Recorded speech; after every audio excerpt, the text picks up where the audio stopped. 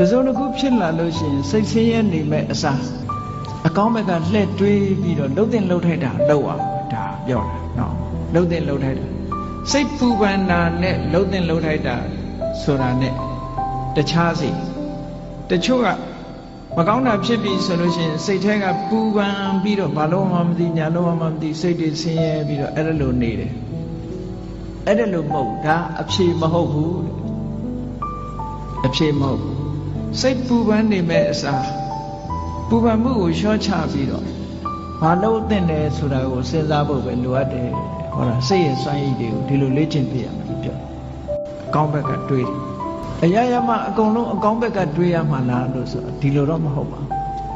မှန်ကန်တဲ့ဘက်ကအကောင်းဘက်ကစဉ်းစားနိုင်တတ်ရမယ်အဆိုးဘက်ကကြည့်လို့ရှိရင်အဆိုးဆိုတာအပြစ်ကိုကြည့်